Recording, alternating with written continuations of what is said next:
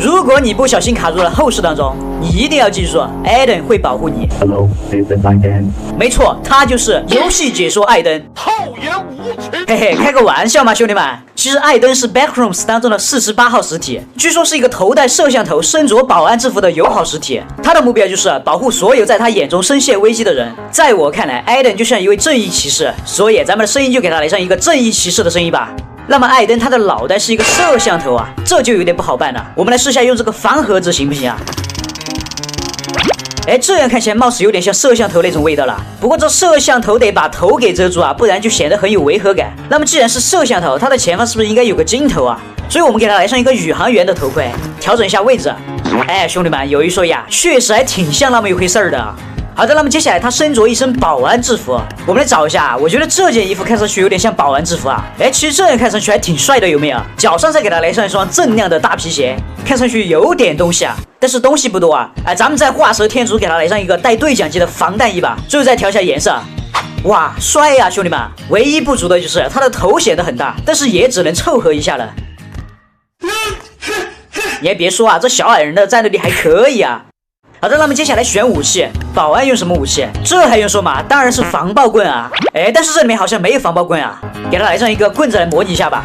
那么既然艾登能从实体手中拯救流浪者，想必一定有很强的实力吧？那么技能一个格挡技能，一个神龙踢，一个怒气技能增加战斗力。既然是半机械体，来个闪电抛射斧格挡不过分吧？其他两个技能先保密，待会儿再说啊。但是这也只是艾登的第一种形态，近战形态，还有一种远程形态啊。左手一把格洛克，把弹药给改成巫师咒语；右手一把沙漠之鹰，把弹药给改成宙斯闪电。没错，这就是另外一种武器——电击枪。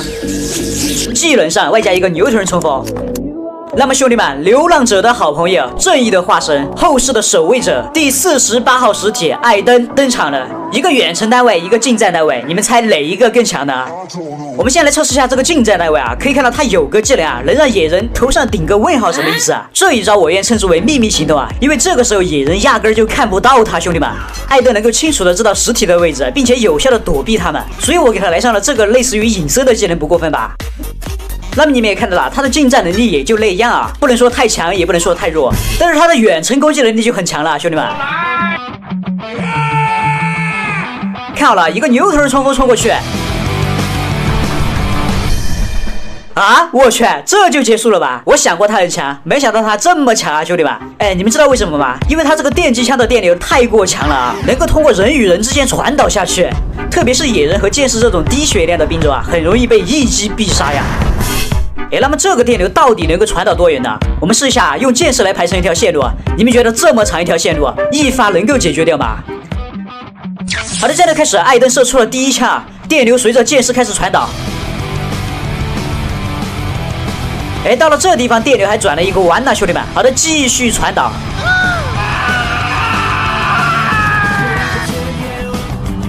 你们觉得能够打到最后一个剑士吗？哎，好像没打到啊，兄弟们，差一点，差了一点点，不过还是已经很强了。好的，接下来我们再把艾登给派往后室。远程形态的艾登一边射出的是闪电，一边射出的是更为强大的巫师咒语，所以面对什么派对客啊这些实体啊，根本不带慌的好吧？特别是被巫师咒语击中的派对客啊，直接原地360度旋转，螺旋升天，这谁顶得住啊？感受一下来自巫师咒语的力量吧。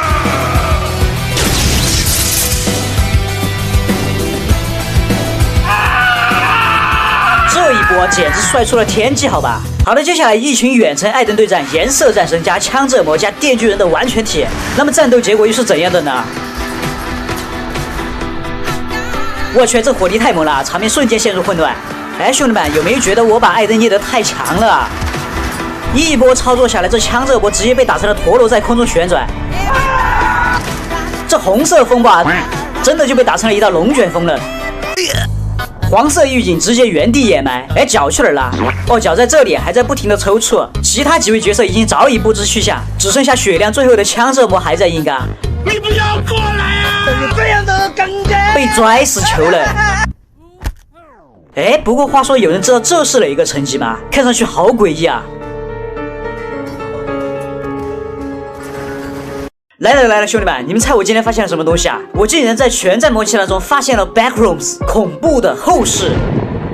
你们看啊，表面上这是一个普通的沙漠，在沙漠之上有一个绿洲啊，在这绿洲之上有着一排房子啊。但是你们细心又会发现，在这房子中间有一个地洞，那么这就是恐怖后室的入口了。所以为了探明这个后室啊，我们很快派出了专业团队。这几个家伙你们还记得吧？他们就是后室研究员。后室研究员来到了洞口啊，简单的观测了一下就直接跳了进去。当时研究员只是感觉到了头部一阵眩晕，眼一黑啊。当他们再次睁开眼的时候，就已经来到了后室当中啊。刚进入后室的一瞬间啊，远处又传来了恐怖的叫声。我去，居然是僵尸啊，兄弟们！我们的专业团队反应极快啊，想都没想，直接扣动了扳机。虽然咱们的后室研究员表现的是非常的专业啊，但是没想到这群僵尸直接当起了老六搞偷袭，打得咱们的后室研究员一个措手不及。这谁顶得住啊，兄弟们！哎呀，我去，这医疗兵反应不及时啊，刚落地就领了饭盒了。难道这就是传说中的落地成盒吗，兄弟们？不过好歹现在咱们还剩下4个研究员，于是继续向后室深处探索。哎，你们走哪儿啊，兄弟们？等等我啊！哇，这后室的空间做得好大呀，一眼望去都看不到尽头啊。不过为什么那3个兄弟非要往那边走啊？他们是察觉到那边有什么东西吗？没办法，咱们只能跟过去。哎，这里还有个斯巴达战士的石像。我去，这两家伙怎么呆住了呢？是看到了什么恐怖的东西了吗？话说还有一个人去哪儿了？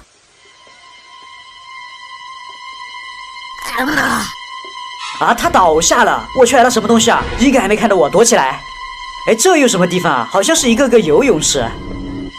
算了，咱们鼓起勇气向前。我去，居然是派对客啊，兄弟们！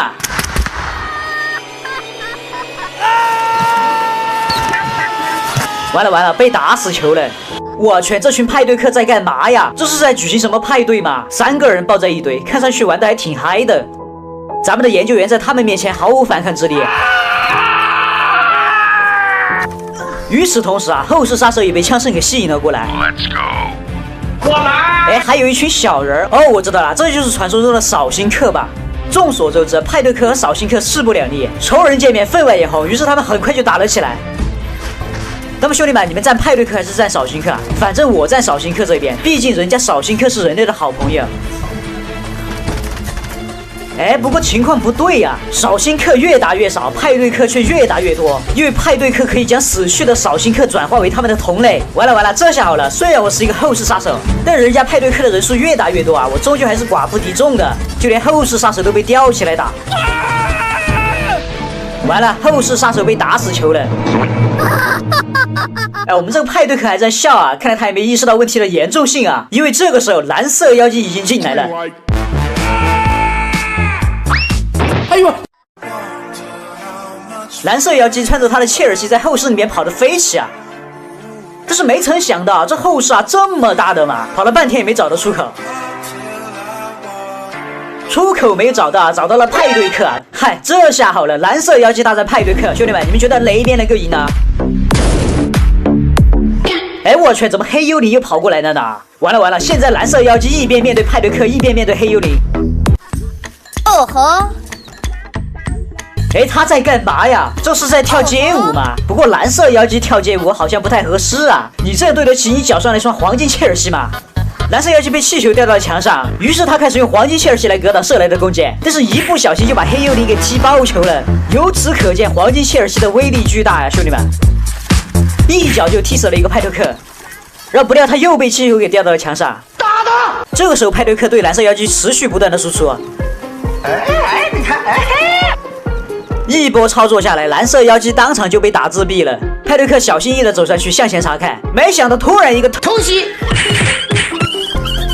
派对客全军覆没。哎，那么问题就来了，出口在哪儿呢，兄弟们？哎，找了半天也没找到，难道这就是出口吗？完了 ，BBQ 了，完了。这样的感觉。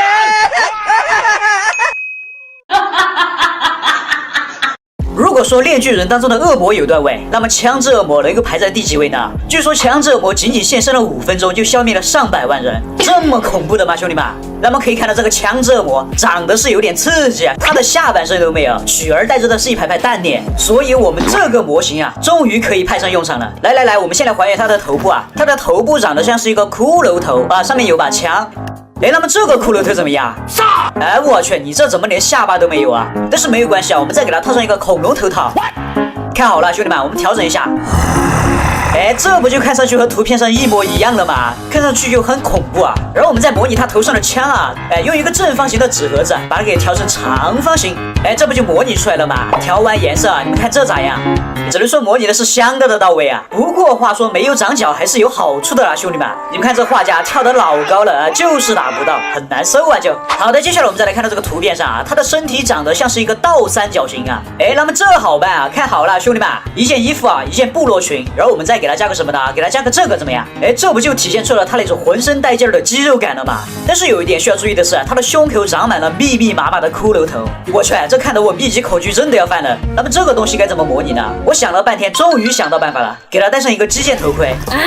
于是有人说了，这和他的骷髅头有关系吗？兄弟们，我们模拟的不是骷髅头本身啊，而是他胸口那种密密麻麻的感觉啊，这不就体现出来了吗？然后我们在周围给他加上一堆骨刺啊，越来越像了，兄弟们。然后我们看到他背上什么东西？我去，这是一个军火库吗？那么这个东西啊，我们只能简单的模拟一下，给它加上一些稀奇古怪的东西，我们就假装这些东西都是枪械吧。那么最终效果就是这个样子，你们觉得咋样 Nice。那么众所周知，枪支恶魔的火力是非常强大的，所以武器我原本是想给它加个加特林的。不过你们看这些加特林啊，怎么打起架来竟往天上开枪呢？只能说后坐力太大了，极其不稳定啊。于是我又给他选了一把勃朗宁 M2 重型机枪。哎，这样似乎就好多了。那么至于技能该怎么选？首先悬浮技能得要吧，毕竟他的火力这么强悍啊，而且手上只能拿一把枪，所以咱们再给他来一些炸弹飞旋增强火力。好的，一个牛头人冲锋，一个愤怒技能。枪支恶魔擅长远程攻击啊，近战能力是非常弱的，所以其他稀奇古怪的技能咱们就不给他加了。好的，然后生命值至少来个1万吧，尺寸不能太高了，来个2.4倍就行了。好的，兄弟们，枪支恶魔登场。虽然这个枪支恶魔比原版小了很多啊，但是气质至少还原出来了。那么满分10分，你们会打多少分呢？测试枪支恶魔至少得来上几十个骑士吧。来了！枪支恶魔直接跳了下来，这么高落下去不会摔死吗？他开了一枪试探了一下，然后发出了一波牛头人冲锋，杀入万军丛中。哎，不过感觉这个枪支恶魔的火力没有想象中那么厉害呀，兄弟们！枪支恶魔不讲武德，趁机发动了一波火力覆盖。我去，你这都直接变成了直升机了都。那么既然这样，咱们就用枪支恶魔来对战3台直升机。这就开始，枪支恶魔被集火球了啊，这就不科学了。直升机的射程竟然比枪支恶魔的射程更远。枪支恶魔跳了过去。哎呦我去，这伤害这么高的嘛？那么大战一个电锯人会怎样？这就开始，枪支恶魔对着电锯人直接撞了上去，把电锯人撞了一头狗吃屎。完了，现在电锯人被疯狂集火，根本无法近身啊。不过话说，如果是电锯人的完全体的话，这个枪支恶魔一定不是对手吧？只能说目前的电锯人是无法打败枪支恶魔的。但是不要忘了，在全战中还有令枪支恶魔恐惧的存在，那就是传说中的黄金切尔西。蓝色妖姬率先发起了冲锋，哎呦我去，被黄色狱警的枪挡住了。战斗都还没开始，蓝色妖姬都被打出怒气了。我想这个时候枪支恶魔应该感到恐惧吧，因为枪支恶魔知道他的力量是远远无法与黄金切尔西对抗的。于是枪支恶魔灵机一动，想出了一个办法，直接开启了直升机模式。哎，那么这样一来，黄金切尔西不就踢不到了吗，兄弟们？哎，我是不是看到绿色毒师跳了下去啊？啊，看来这个悬崖边上打架还是有点危险的。别跳了，再跳就要跳下去摔死球了。小飞棍来呢！没有你们怎么活着走？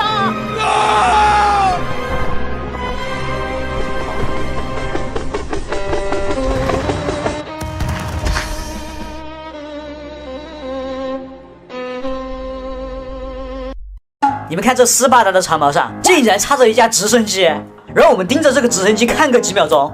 哎，一个新的单位就解锁了。不过这直升机的驾驶舱感觉很挤的样子啊，两边还吊着2挺加特林。哎，那么有了这辆直升机，妈妈再也不用担心我打僵尸被咬了。2挺加特林的驾驶下，僵尸有机会赢吗？哎，我去，这加特林这么灵活的嘛，直接旋转了90度啊！那这样一来，这群小僵尸还能干什么？只有愣在原地干瞪眼啊！还有更离谱的是啊，你们看这辆矿车上面坐了2个人，这2个人应该是爷爷和他的孙子吧？哦哟，你们这是全副武装的吗？好的，直接开冲啊！爷爷丢出了鞭炮。哦哟，他们2人同行，其利断金啊！这战斗力还可以的。不过我就想问问，你这矿车都开出赛车级的漂移了，你这是靠什么驱动的？是靠原力来驱动的吗？简单粗暴啊，没什么好说的。这玩意儿你们绝对没有见过。哎，有3个呆瓜叠起了罗汉，前面有个大盾牌。这玩意儿的名字啊，居然叫做古代坦克。可以看到他们的攻击方式，除了射击还能投出长矛啊。哦哟，还能近战攻击啊，兄弟们！啊，一个推车，一个近战，一个远程，他们的战斗力超乎你们的想象。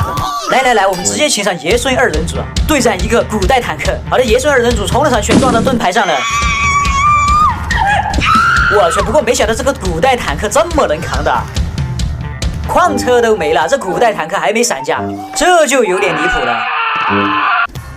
好的，接下来我们再来解锁一个重量级的角色啊，这可能是全战有史以来最强的一个角色了，兄弟们，一把神剑啊，我们将其解锁。好的，可以看到这个角色啊，他的排位比一拳超人都还要高啊，而且体型巨大，小一点的地图都装不下。没错，他就是6翼天使。不过话说啊，他的翅膀不是有12个吗？不管了，我们先来看一下他的战斗力，先来一排直升机。我去，直接就被秒完球了！难道是直升机的血量不够厚吗？我们换上几排冰巨人试试。可以看到这个6翼天使啊，它发射出了一种光线啊，这个光线击中冰霜巨人，冰霜巨人就原地消失了。啊，难道这是一种能让一切东西都消失的能力吗？完了，这么多的冰霜巨人都没扛下来。哎，那么一拳超人能够扛下来吗？那么战斗开始。啊，这啥呀？这是一拳超人都没了。再来，咱们直接来上一群一拳超人，我就不信打不赢一个6翼天使。哦，看来这个新版的一拳超人还多加了一个瞬移的技能啊！瞬移到6翼天使面前，使出了秘籍的地球中分拳。完了，兄弟们，大事不好了！一拳超人跌下神坛，这是被虐得最惨的一次吧？然后我们再来看到这个家伙，名叫伤心的泰坦，应该是个亡灵吧，手上拿着一把巨大的剑啊。那么他的技能就比较有意思了，能在地上召唤出腐烂的根茎啊，这应该是个控制技能啊，把野人给控住，然后再加上一波恐惧技能，这群小野人他扛得住吗？根本扛不住啊！但是如果遇到直升机就另当别论了，被打得毫无还手之力，感觉这个直升机能够克制一切的近战单位。好的，接下来我们再来看一下这是什么啊？看上去像是一个人，手持一把剑，被铁链牢牢锁住。想要解锁这个角色的条件有点复杂，我们需要找到4把钥匙。好的，第一把钥匙藏得非常隐秘啊，藏在这个埃及地图上。第2把钥匙在这里。好的，第3把钥匙。第4把钥匙，我们来到这个海盗地图上，从这个瀑布里钻过去，就藏在这个黑胡子的洞穴里面。好的，有了这4把钥匙啊，咱们终于就可以解锁这个神秘角色了。我本以为这应该是什么厉害的角色啊，没想到他长这个样子。有一说呀，怎么看上去呆呆的呢？不过话说这把剑还是挺帅的，这把剑打起下来就像激光一样，所到之处寸草不生的感觉。不过这都不是重点啊，重点是他的这套技能。是不是没看清楚啊？我们再来展示一下，来上2排直升机，再加上2排坦克啊！看好了，怎么被秒的？这就开始，坦克发出了一连串的炮弹，我去，居然没有打动啊，兄弟们！然后他发射出了光波，我去，你们就说这玩意儿离不离谱吧？哎，这么强的威力，那岂不是能够消灭6翼天使啊？我们直接来上一群怎么样？好的，战斗开始，6翼天使发射出了激光，但是你的激光和他的比起来，人家的激光又大又长啊，直接贯穿了整个地图啊！哎，不过怎么感觉效果不大的样子呢？然后6翼天使发射出了光剑。完了，把他们全打死球了。这样看来，这6翼天使是真的牛批啊！上期视频咱们把初号机都给捏出来了，很多小伙伴表示啊，捏的还挺不错的。于是我就在想，初号机我都能捏出来，如果我再把环太平洋中的危险流浪者给捏出来，啊，岂不是能够收获更多的点赞？好的啊，首先我们来看到这个危险流浪者啊，长得很高啊，腿很长，所以老规矩，咱们还是用这个模型吧。毕竟这个模型会显得他的头很小，但是我怎么看都感觉他长得像是一个摩托车头盔呢，兄弟们。那好，咱们第一步先给他戴上一个摩托车头盔，然后再给他戴上一个护目镜啊，把护目镜给调大一点，因为他的脑袋上不是有一个巨大的视窗吗？来，接下来防毒面具，再给他戴上一个口罩啊。哎，咱们来调个颜色，看上去怎么样？是不是有点像了，兄弟们？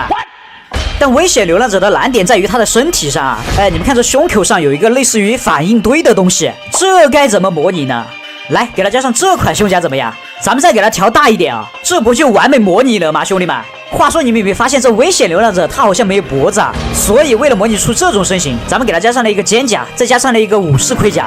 来，再调一下颜色啊，看效果，哎，好像还不错。好好的，接下来他的手臂啊，一定要显得又长又大呀，这样能够显得他非常的魁梧，和图片上一样，看上去就显得非常的霸气。再加上一个沙包大的拳头，就问你怕不怕？好的，穿上一套紧身衣啊，整体效果就出来了。完了，腿上也同样给他铺满盔甲，模拟出那种机械感，越来越像了，兄弟们啊！但是你以为这就大功告成的吗？ Nope。注意看啊，它的肩上其实还有这种结构，哎，不知道这东西是用来干什么的？是用来散热的吗？还是用来保护驾驶舱的？这可难到我了，这玩意儿该怎么模拟啊？正当我一筹莫展的时候，我发现了这个东西。哎，等等，我们先把它给调大调扁，然后再翻转一下，啊，刚好给它安装在肩膀上。啊，那么这样一来，这危险流浪者的形状不就完美的模拟出来了吗，兄弟们？哎，那么话说，危险流浪者用什么武器呢？我知道的，他手上有一个伸缩自如的链剑，这把剑咱们可以用全刃来模拟啊。但是问题就是，当把危险流浪者调得几倍大的时候，这把全刃就根本看不到了。那么咱们只有采取第二种方案，他手上的等离子加农炮。我先是想着用一个冰锥，然后再把弹药给换成这个弹药。哎，你们看这效果，嗨，这威力是不是相比于等离子加农炮小了一点啊？总感觉不得劲儿。那么既然无法模拟等离子加农炮，咱们就直接给它升级为等离子机关枪怎么样？来一个黑暗农民之手。哦呦，这看上去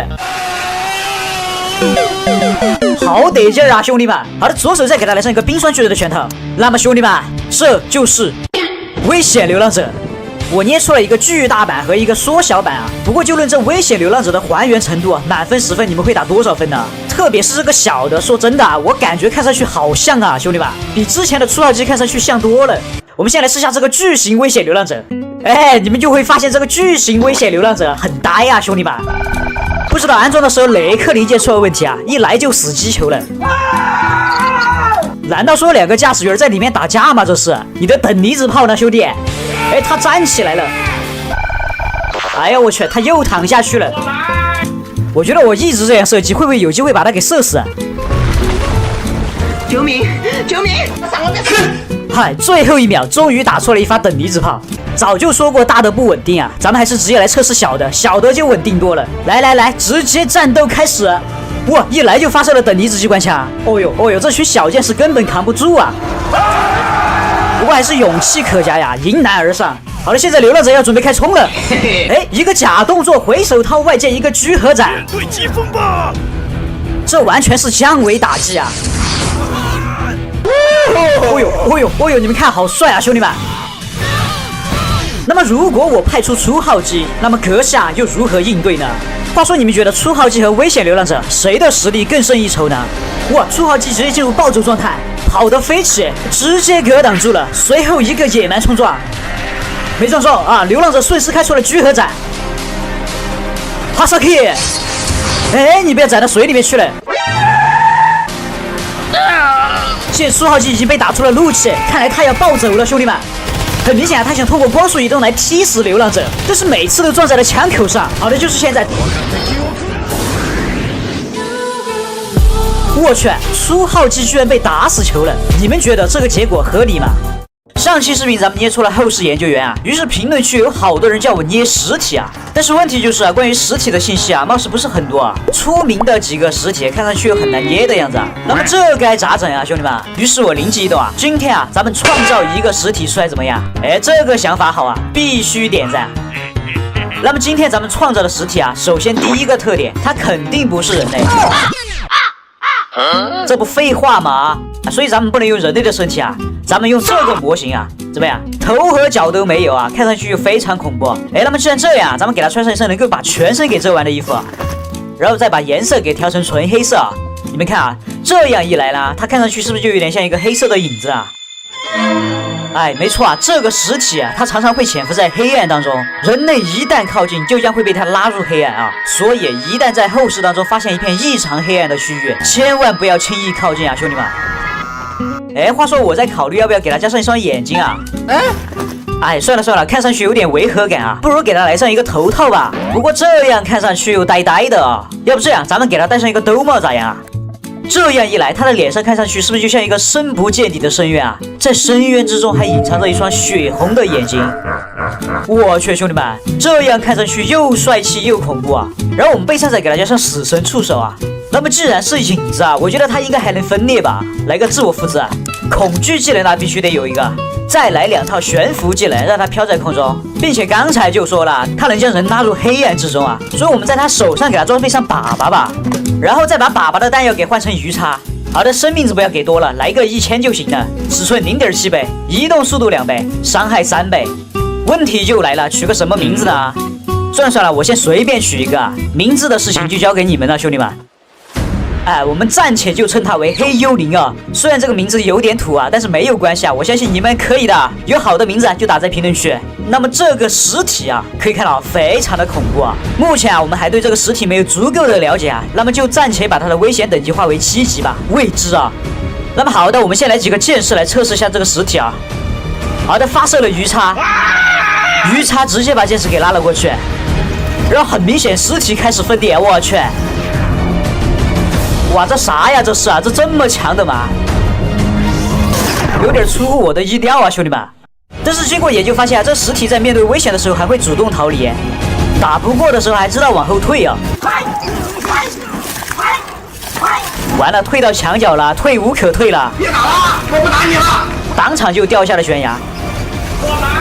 又掉了2个下来，看来这实体的分裂能力还挺强的啊，兄弟们！一个实体分裂了这么多，直接开启屠戮模式啊！太残暴来，了！来，单挑一个老国王试下，一个鱼叉拉不动没有关系，再来一个鱼叉。老国王直接被拉了过去，分身也出现了，然后老国王一脸懵逼，不知所措，直接被打懵了啊！啊！我去，你这也太残暴了吧！哦豁，老国王当场去世。看来这实体确实有那么一点凶残，所以也得请上我们的专业人员。兄弟们，你们觉得研究小队能够打败实体吗？那么这里开始，研究小队又发射了蜘蛛网，同时医疗兵被鱼叉给拉了过去。救我！救我！救我！拿来吧你！话说为什么每次受伤的总是他呀，兄弟们？想都想得到，医疗兵被拉了过去，没活过3秒钟，嗝屁了！一切都发生的太突然了，现在还剩下最后一个枪手，那就由我来操控吧。哇塞，兄弟们，一旦被拉了过去，根本没反抗的余地啊！现在还剩下2个拿着捕捉器的研究人员，你们觉得有机会反抗吗？你在抖叫什么？你在抖着什么？好的，现在还剩下最后一个。哎，好家伙，他居然把实体给套住了。那么现在实体被困在了原地，应该是鱼叉的发射距离不够，就非常的难受。我跟你没完，你等着我！你过来呀！我他妈来了！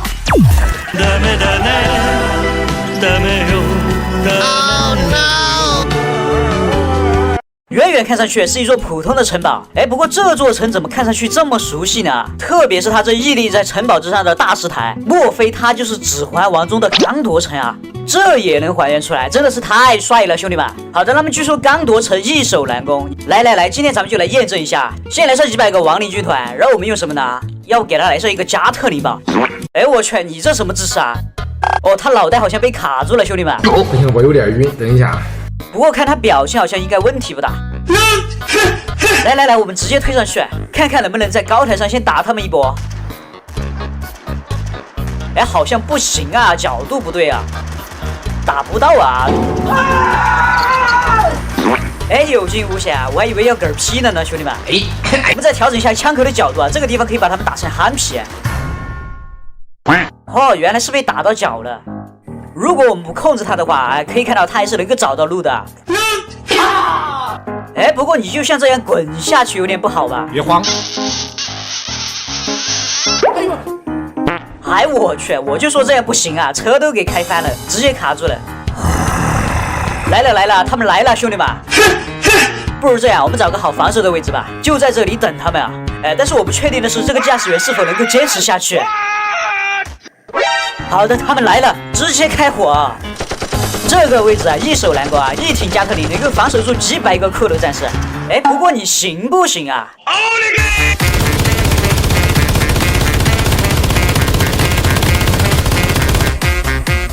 你们还记得这个毒树人吗？他的魔法飞弹自带跟踪效果，咱们就只需要站在这个高台上，无限的放出魔法飞弹，下面的骷髅战士就着球不住了。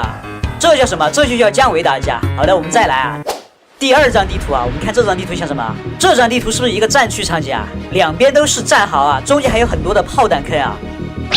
我去，这里还有个碉堡啊，这战场氛围模拟的是非常的到位啊。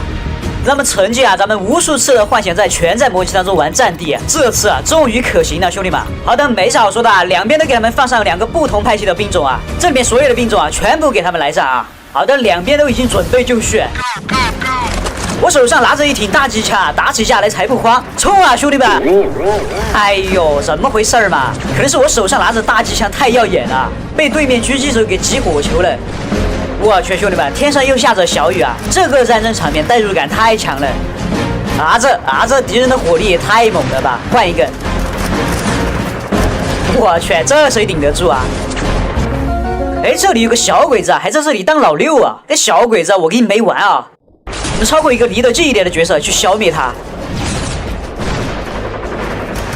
小鬼子还挺会躲啊，躲在石头后面不好打呀。直接来上一波空中支援，炸死这个小鬼子！哎，看这样子应该是被打残了吧？我再走上去给补2枪啊，最终将其消灭。来，我们再来玩狙，手上拿着一挺巴雷特，还是没有瞄准镜的那种，一枪，哎，巴适啊！再来一枪，一枪一个小朋友，在战场上当个老六还是挺爽的啊，兄弟们。